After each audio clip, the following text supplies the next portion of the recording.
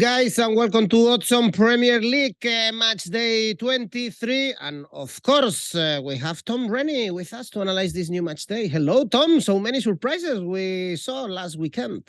Yeah, not a strong weekend last weekend, but to be fair, it wasn't a strong weekend for anyone, and I wasn't as bad as Liverpool, so I take that as a win. Yeah, indeed. Liverpool, they are awful, and the Champions League is coming back for them in 10 days. So, guys, remember, first, to comment the video, tell us your tips for the Premier League, and of course, press the like and subscribe. We want your support, like Tom supports West Ham. This is the way we want your support. So our first game, Tom, is West Ham Chelsea, with Chelsea still not able to win, 2 goalless draws in a row against Fulham. And against Liverpool, only 1 victory in the last 7. So everything is really bad for them. And Borussia Dortmund is waiting around the corner. First, they have to go to East London to play against West Ham. They got a draw against Newcastle. I saw that you were really concerned about the start of the game, of course, for West Ham. Let's see if they are able to win back-to-back games at home, because remember, they won the last game at home against Everton. Yeah, West Ham are interesting right now. I think that they really could get relegated. I think it's going to be so close. And why? Because other teams have started picking up results. You know, West Ham are getting some results now. Beat Everton, as you mentioned, drew against Newcastle, drew at Leeds, but other teams are picking up better surprise results. Wolves winning 2 of their last 3 has really made things interesting, including that victory over West Ham, which I predicted down to the minute to be a 1-0 victory for Wolverhampton Wanderers. That win over Liverpool has changed a lot. Leeds getting a point at Man United has changed a lot. And Everton bringing in a competent manager who will train them to score from corners has changed a lot as well. So I'm still very confident Southampton and Bournemouth will go. The third spot could be Everton, West Ham, Leeds, Wolves, Leicester, Forest and Palace. I'd put all those teams in a relegation battle right now. And West Ham shouldn't be in it. They are in it, and they've started to turn things around, but not enough. It's wins that matter, and they're not winning games. Still, couldn't get a win against Newcastle when maybe another team might have gone there to win, with Newcastle playing relatively poorly as that game went on. I think David Moyes has found a team now in the 5-2-3 weird formation that he's playing. I'm still not the biggest fan of Lucas Paqueta, but at least we're getting something from him now as opposed to the start of the season. And if you've got Declan Rice, you've got Jarrod Bowen, you've got Paqueta, you've got Aguirre, who has made a massive difference since coming in, that team shouldn't be near the relegation places. So it's going to be a difficult end to the season for West Ham. I still don't think they will, but I think it's going to be very tight, and they'll be around 8-1 to go down now, when realistically they began the season at maybe 50-60-1, which shows how bad the season has gone. Recent form, scoring from corners again, that'll make a difference. Not conceding many goals again, that'll make a difference. Couple of injuries, Kurt Zouma being out as ever is a blow. So hopefully it's someone that isn't Thilo Kehrer in the back line, and West Ham will have a chance of keeping the score down. For Chelsea, all sorts of issues, mainly from the fact that most of the players don't know each other. And the old team weren't playing well. The new team will need time to bed in. They haven't exactly bought players from down the road. They haven't signed Premier League players. They've signed players from around Europe and around the world. So these players will need time to settle. In the last 2 games, attacking hasn't been fluent. Defense has been good, but they are well underperforming the quality of the squad they've got, and I think they'll do that for a bit of a time. This particular game is interesting because West Ham won it last year. They do, historically, raise their game against better opponents, and they've got to, frankly. The threat of relegation for West Ham is very real. For Chelsea, at the moment, there's not a great deal at risk. And so West Ham need the victory more. One thing I will feel very confident in saying is there's not going to be many goals in this game. West Ham do not take risks. West Ham do not send too many players over the halfway line. And David Moyes in home games against anyone these days will do whatever he can to stop the opposition scoring. For Chelsea, we mentioned already, 1 goal against Palace is the only goal in the last 3. So the only safe bet here on this particular game is go under 2.5 goals. I might even look at the under 1.5 market. That's a 0-0 draw, and that's a 1-0 either way. I can see it happening. Feel free to pick West Ham as a winner around 3.5, 4-1. I can see it, mainly because West Ham just do these things you don't quite expect. The teams down the bottom do these things you don't quite expect. But realistically, Chelsea win under 2.5. That's what I'd be picking here. But the scoreline, I think, is the most important.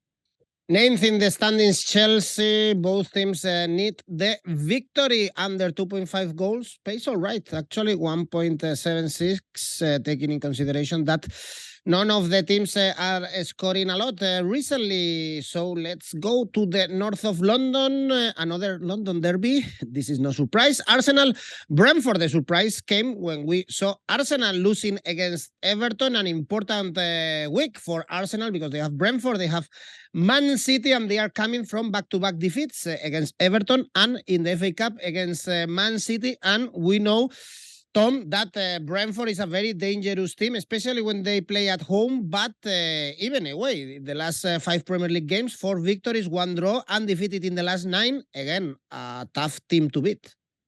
Yeah, I think with Arsenal, we are seeing now that the cover players, the likes of Eddie Nketiah, they've done a good job, but in the end, you don't win the league with Eddie Nketiah up front. Players covering for Thomas Partey have done a good job, but you don't win the league with a midfield of Fabio Vieira, Jorginho and Granit Xhaka, who were the final 3 who played at Goodison last half an hour or so last weekend. So there are issues there. They still don't concede many goals. They got done by a Dyche corner last week. It was the offense that let them down. And taking off Ødegaard, Partey going off injured, led to issues. We're expecting Partey to be fit. It's still only Gabriel Jesus of the players who probably would play who are going to be missing from this game. And Arsenal's home form has obviously been terrific all season long. But Brentford's recent form is terrific. They are the in-form team in the Premier League across the last 5 games, with 4 victories and 1 draw picked up, 13 points. That draw coming in that away game against Leeds United. Almost a full bill of health for Brentford at this moment in time. Ivan Toney and Brian Mbeumo still playing terrifically well. The midfield is absolutely terrific with Christian Norgard and Matthias Jensen. I mean, they're just a really good team, a really well-oiled machine. And I think Ben Mee signing from Burnley at the start of the season is low-key one of the best signings that anyone has made of the season. Great in the opposition box, great in his own box, a leader, great experience. And I think he's the best defender at the club, and that's made a massive difference. So tricky game, this one. Yeah. I think it's the kind of game that if Arsenal are to be champions, it kind of goes without saying this, really. They have to win it. They have to win this game. And they have at times this season conceded the first goal at home and had to come back against Fulham, against West Ham, 2 examples of it. You don't concede the first goal against Brentford. If you do, you're not going to win. You have to keep it tight. You have to make sure Brentford don't score the first goal, because trying to score against them when they have the lead, as teams have seen, is a near impossibility. They haven't lost a game when scoring the first goal in the Premier League since promotion. And I just don't think that'll happen here if Brentford score. I still think Arsenal can do it. That's win the league, and that means win this game. They aren't going to thrash Brentford. They're not going to thrash them. This will be another low-scoring game, I think. So go under 2.5. Look out for Ivan Toney, 10 shots on target in 6 Premier League games. If you like the shots on target market, he's the most likely player to do so. But I would go here that Arsenal win a low-scoring game. I like Arsenal win without conceding. If they concede, they do not win. So they've got to go into this game cautiously. They've got to go into this game respectfully. They've got to nick a goal when they can with their quality late in the game and go on to win it. I see this game still being 0-0 after 60. 0-0 maybe after 70. Look at Arsenal late goals in a low-scoring win. Well, under 2.5 goals, pace even better than in the previous game, 2.21. Another low-scoring game in your opinion. Let's move to the south of London as well. Crystal Palace, Brighton, and you put in the relegation mix Crystal Palace, 6 points from relegation right now, but they are indeed in a bad moment, winless in the last 5, at home, 2 draws and 2 defeats in the last 4. And they host Brighton, a team that is good. Actually, they beat Bournemouth, as you predicted, and they are very close to the European spots. Yeah, I mean, I'm really, really intrigued by Crystal Palace right now. Patrick Vieira, following the game last weekend, said, we're conceding goals and we don't score. These are significant problems that Crystal Palace have got. No Wilfried Zaha at this moment. There's no quality replacement up front. Sean Derry, the first team coach, was relieved of duties last week for what seems like some sort of internal issue between Vieira and Derry.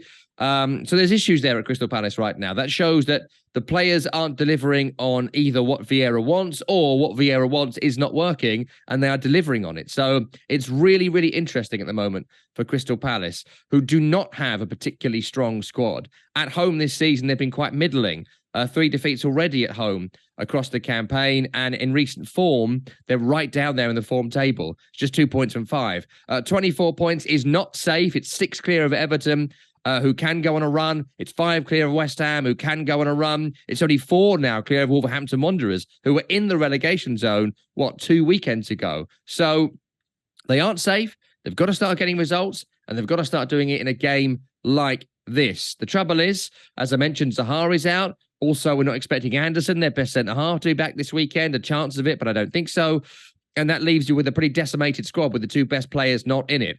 And as for their opponents this weekend, well, what a season it has been. It continues to be an incredibly impressive campaign. In recent form, they're one of the best teams away from home in the Premier League. Across the season, they're one of the best teams away from home in the Premier League. They're still not conceding goals like they didn't under the previous manager, but under Roberto Di Serbi. They're also scoring goals all of a sudden, which is, one of those things with Brighton. You always said, we said on this show loads of times, if they could score goals, they'd be dangerous, but they couldn't score goals. But in recent times, 4 against Everton, 3 against Liverpool, 2 against Leicester, only 1 last week against Bournemouth. But in Cora Mitoma, they've got a player, even when they're not playing particularly well, is able to find a way to goal. 3 in 3 in the league for Mitoma, and also 2 shots on target in both those 2 games. He is going to have a shot on target in this game, and I'll be looking at Mitoma to score in this game as well. I think relatively low scoring from a Palace perspective. If they're to get anything in this game, it'll just be 1 goal. But I really fancy Brighton. I fancy Brighton to have 80% possession. I fancy Brighton to get goals in both halves, and look at Mitoma to score as well. 2-1, not great for an away team to win, but Mitoma to score and Brighton to win should make you some money. All right. Actually, the 2 top scorers of the teams won't be in the game. Wilfred Zaha with 6 goals for Palace, and Leandro Trossard, still the top scorer of Brighton with 7. Next game, Tom, still in London. Every single game is going to be played in London. Fulham Forest. This is an interesting game. Fulham really favorites to win this one, but be careful, of course, because Nottingham Forest, they are in great form. Another victory against Leeds. That one was very important. No defeats in the last 5 Premier League games. And we have Fulham struggling to score in the Premier League. They did score in the FA Cup, 3 goals against Sunderland in midweek game. Yeah, another one that's really, really interesting this weekend. I still think Fulham, I mentioned a couple of weeks ago, I think they have reached their peak for the season, their zenith for the season, and I can see it start to trail off. They seem like a team, quite rightly and understandably, who were told at the start of the season, 40 points, 40 points, 40 points, get 40 points and be safe. Realistically, 35 will get you safe. They have 32. And 1 point in the last 3 kind of shows that may well be the case. Defensively strong, only 2 goals conceded in those games, but they've stopped scoring, and that's an issue. Going forward, if Mitrovic stops scoring, who else is there? Bobby De Cordova-Reid is more of a defensive-minded player these days. They're very solid, but not particularly inspiring or entertaining. The full squad is fit, but going forward, there are issues, and that may well be the story of this game as well, because Nottingham Forest, they are finding a way to win games, playing poorly, unspectacularly, but they don't concede, they nick a goal, they shut the game down. That is very much the tactic of both of these teams going into it. So again, I see another low-scoring game here. I would just pick for Fulham because Forest away from home have only won 1 game this season. That was Southampton, that 1-0 victory. Most of their victories beyond that, well, all of them beyond that, have come at the City ground. They'll play exactly the same way. Low block, 3 to 5 at the back, 2 to 5 in midfield. They will go 5 and 5 and 0 if they do manage to score the first goal. Try and get you Brennan Johnson on the break for a goal. I actually think draw 0-0 is what this screams to me. I see very low scoring, under 1.5. Go with that. Draw at 3.5 to 4 is quite good. A low scoring draw with, I would say, maybe under 20 shots in the game. I don't see both teams having 10 shots. I don't see this being some sort of entertaining slobber knocker. So go under on the shots, go under on the goals, and pick for the draw if you're looking for a result. It was entertaining, the game they played this season, 3-2 for Fulham, but you are going for a draw. Good odds, actually. I think I said 0-0 then as well, so... Go for over 4 goals. Then for this one, I'm not really encouraged to watch the Premier League this Saturday with all the under predictions from Tom Rennie, and I'm also very sorry for Nottingham Forest, having to travel to London, as Pep Guardiola said, it's really far away. Yeah. It's like going to Northern Europe, maybe to Asia, 4 or 5 hours. Poor Nottingham fans that they How do they cope? Travel this far to the capital. Well, same, but for the Spurs fans, they have to go north to Leicester to watch their team. Leicester City give victory, unexpected one with a lot of goals in Villa Park. One of your favorite players, Tom, scoring. Maddison. That was a key victory for Leicester City. Still, the odds are very high for Leicester City to win, 3.6. And we have Tottenham getting closer and closer to the Champions League spots. And I'm also really looking forward to that clash in the Champions League. Tottenham-Milan, they have the following week. Yeah, lots to think about for Tottenham at the moment. For Leicester, just the one thing, that's staying in the Premier League. And the result last week, as you mentioned, against Villa was superb. But again, inspired by James Maddison. I mean, you're absolutely right to highlight him, as I do most weeks. Just a sensational player. A player who can score, a player who can create, a player who worries the opposition to the point you stop thinking about the other guys. And also they made a couple of quite shrewd acquisitions, it would seem, in the January transfer window. Leicester as well, that have gone under the radar, that have given the team a bit of balance that hasn't been there for some time. And a word for Wout Faes as well, who came in during the summer and is currently most famous for scoring 2 own goals at Anfield. But a good defender, solid defender, reads the game well, good recovery pace, and has made a big difference in games too. So lots of positives around Leicester at this moment in time. I don't think they'll be relegated. I put them in that kind of West Ham bracket of 8-1, 9-1 to go down. So not amazing, but I wouldn't bet on it just yet. I still think they're going to be out of trouble come the end of it. The home form is the big concern across the season. Just 2 victories at the King Power all season long. And breaking down the opposition has been the issue in a lot of those games, plus conceding really rubbish goals. If they are to win here, look at the James Maddison markets. What are they? Scoring, assisting, doing both in the same game. Get decent odds for a goal and assist for James Maddison. Look at that market for Tottenham. There's only one player to bet on. It's Harry Kane. Find a various Harry Kane bets here. You know, the record goal scorer for Tottenham Hotspur now, only 60 behind the Premier League goal scoring record. And he's doing something really interesting at the moment as well. He's having shots. Like Harry Kane, maybe this time last year, was trying to play in Son. He was trying to play in Kulusevski. He was being that great all-round player that he is. But with those guys off form and no one else doing it, he really is doing everything himself. So Harry Kane to have 3 shots on target in this game is 6-1. Like that very much. 40 shots on target in 22 games this season. Harry Kane, if he scores, how will it be? Score a header. He's 8-1 this morning to score a header in this game. I very much like those odds. Again, I'd go low scoring in the game in its totality. I'd be looking at any result you like and Harry Kane scores under 2.5 goals again, as we're going pretty much all Saturday, but go with a Tottenham win, Kane to score. That's a good bet to do at the moment because it keeps on happening.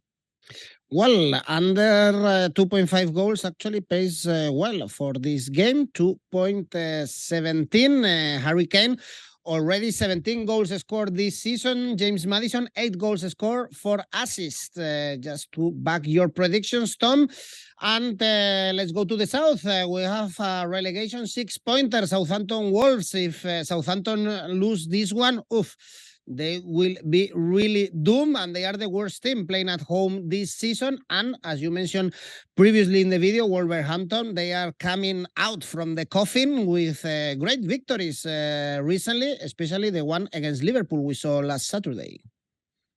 Yeah, Southampton's a really, really odd one. Following their really pitiful defeat last weekend, I don't know if you saw Nathan Jones, their manager, speaking, but he came out after the loss against Brentford and said last year at Luton, I was one of the best managers in Europe. And I've had to essentially not follow what I wanted to do as a manager because it's the Premier League and no one's listening to me.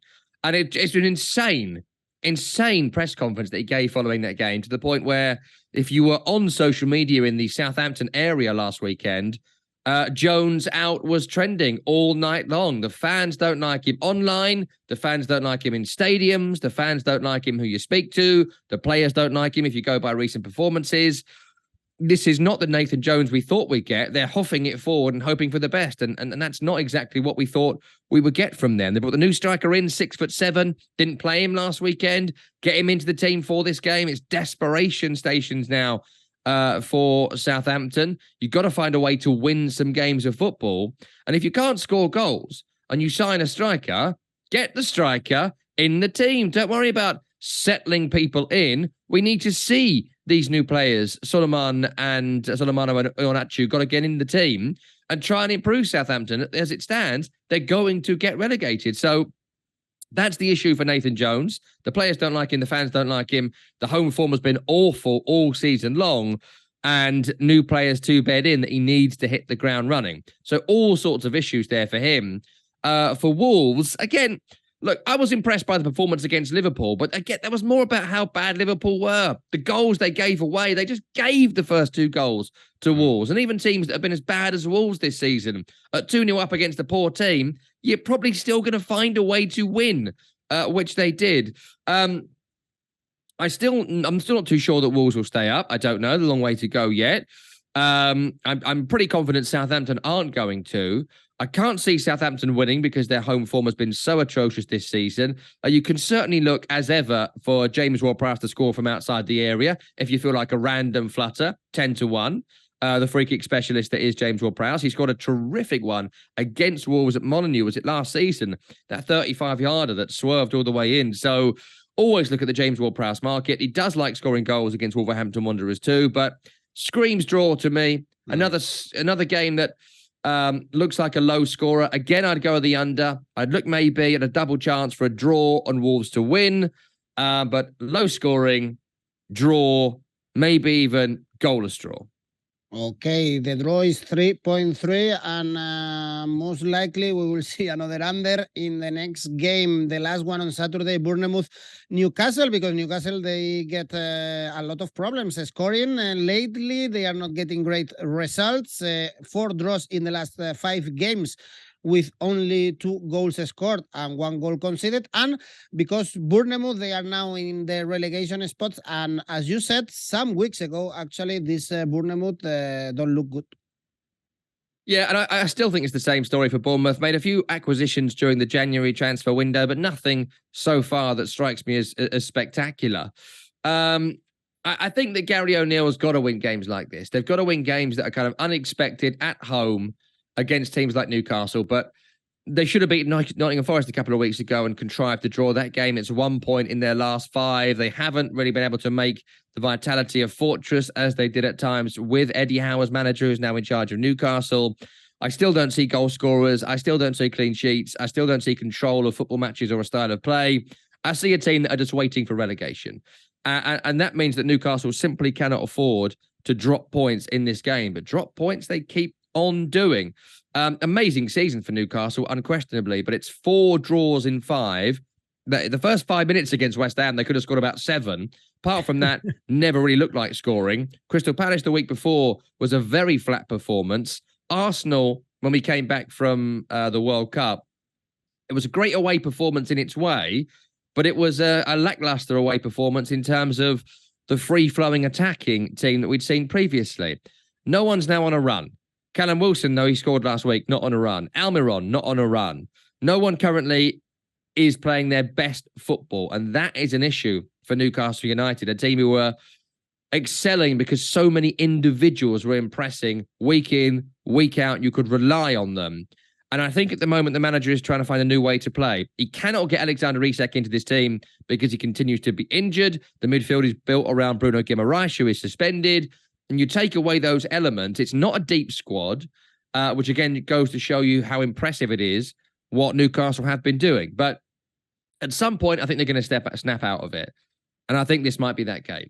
I think it might be that game because Bournemouth is so poor defensively. I think it might be that game because Eddie Howe used to manage Bournemouth. I think it might be that game because there would have been conversation this week at Newcastle saying, right, what's happening, lads? I think it might be that game because they haven't got the Carabao Cup in midweek. And I think that was a massive distraction because Newcastle winning the Carabao Cup, having not won a trophy for 60 odd years, is such a massive thing. And that Carabao Cup final is later on this month. So I'm going to go Newcastle here. I think Newcastle win without conceding. I actually think Newcastle are going to win both halves as well. I think they come out firing and score early. I think they score in the second half as well. And I mentioned Eddie Howe going back to his former team. It's Callum Wilson as well going back to his former team. He always scores against West Ham. We saw that last week. And you always score against your former team. And that is what he will do here. Newcastle win without conceding, and Callum Wilson's on the score sheet.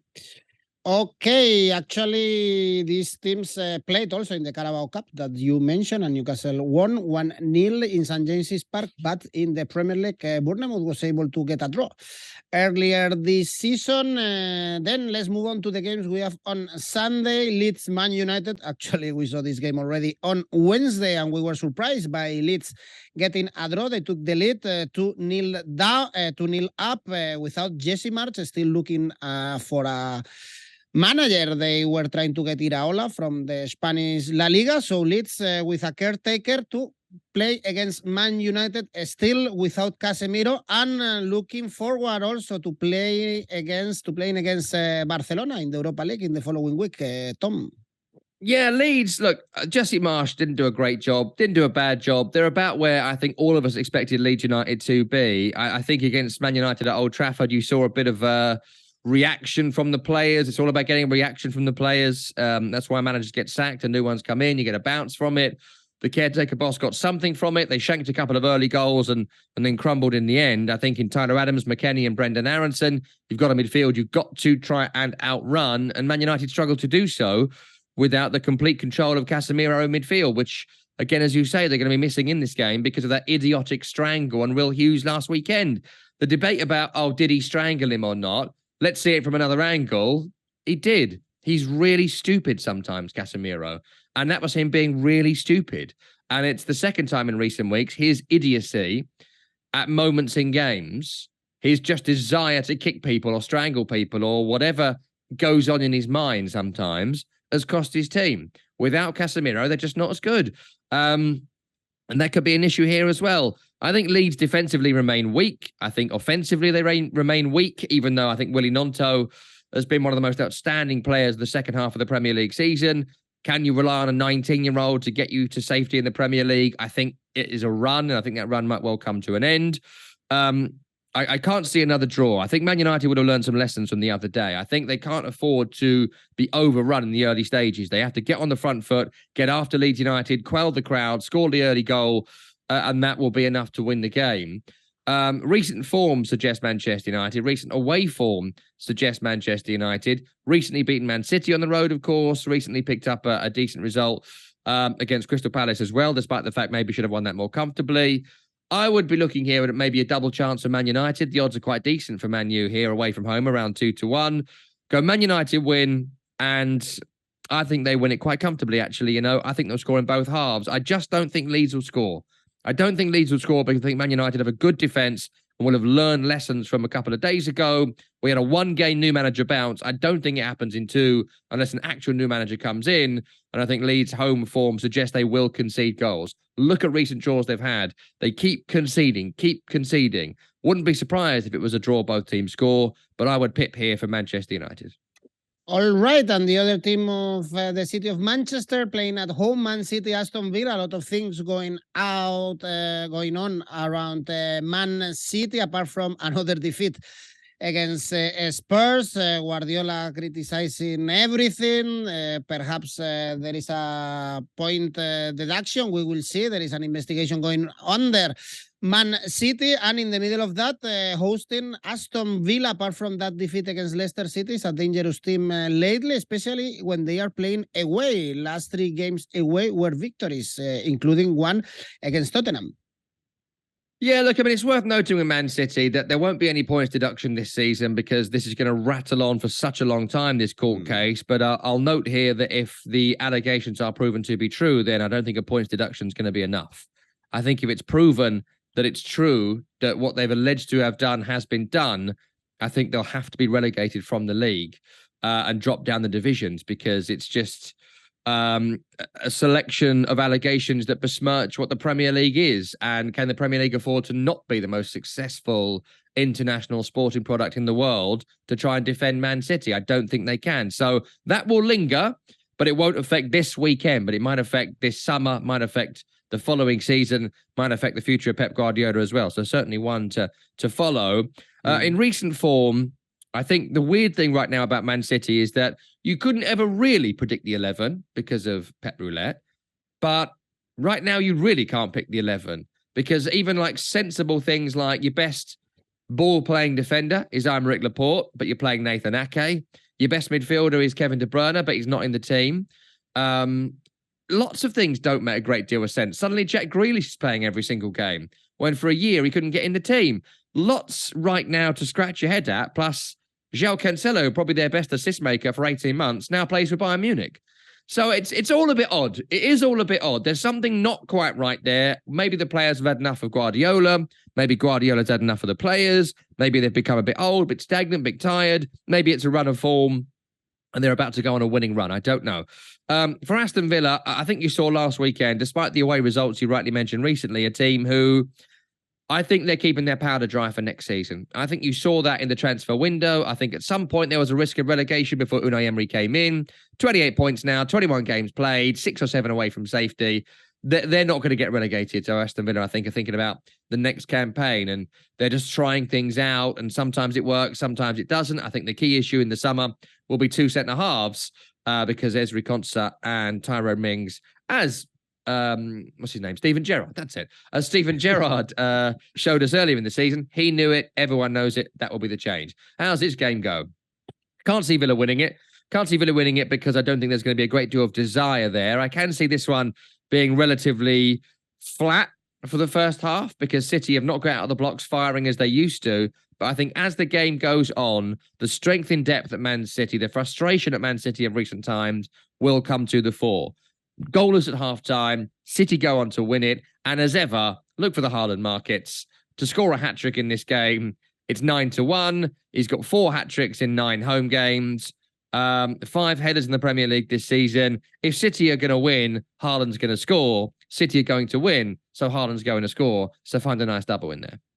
Well, we saw a draw in Birmingham, remember, 1-1, and still we have one game on Monday, the Merseyside derby, Liverpool-Everton, with Everton winning the last game against Arsenal, as you rightly mentioned before, with Sean Dyche already getting something from the toffees, and with Liverpool crumble, pitiful, awful, and they have Real Madrid in only 10 days. Yeah, I mean, it was terrible last week for Liverpool. That was probably their worst performance of the season. And Andrew Robertson said following the loss against Brighton in the FA Cup, somehow we've got worse. I'm not sure how we can get worse than this. And somehow they have got worse. Right now, they are reeling, defensively poor. Van Dijk remains out. Joe Gomez and Joel Matip are awful at the moment. Naby Keita suddenly getting a game where he's simply not good enough for the Premier League. Mo Salah's goals have dried up. Darwin Núñez doesn't offer a great deal. Jordan Henderson not fit enough to play 90 minutes. Problems that weren't solved in the transfer window and have not been solved by Jurgen Klopp's rather erratic formations and selections in recent times. So lots of problems there, but it's still worth noting at home this season, on average, it might not be as incredible as other seasons have been for Liverpool, but they're the 6th best team at home in the league, and only that surprise loss against Leeds is their only loss in the last 5. So, in fact, all season long, 6 victories. So they aren't going to lose many at home. It's still a daunting task to go there for anyone. And for Everton, they got their new manager bounce last weekend. They get their annual February new manager bounce and pick up a big win. They do it every year. They'll do it again next year, I'm sure. But apart from scoring from corners, they don't look likely. And I think that's going to be the Sean Dyche way. Corners to the back post, load up the big centre-halves at the back post. It's amazing that no defence can seem to deal with it. And I imagine the odds of Everton scoring from a corner are about to go down dramatically over the next few weeks. Everton have only won, I think, the Merseyside derby once in 20 years at Anfield. That was during lockdown football when James Rodriguez was the star of the show in that victory there in front of no fans at Anfield. It's going to be an incredible atmosphere because both teams are so poor. Both teams aren't expecting to win this game. And so that'll lead to a bit of I think, joie de vivre with the supporters, a bit of a gallows humour vibe around it.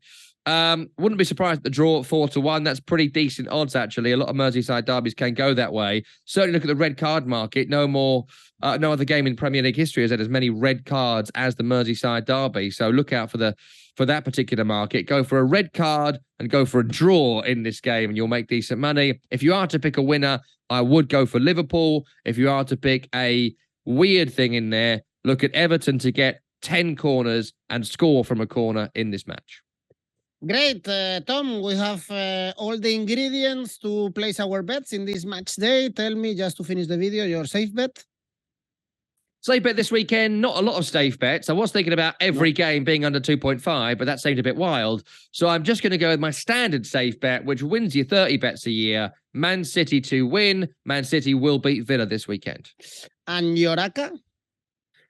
Another triple for me this weekend. Again, let down by one of the three last weekend. It's getting very annoying now. I'm picking up 2 of 3, but I'm going again, and I'm going a bit adventurous. 2 victories in my triple.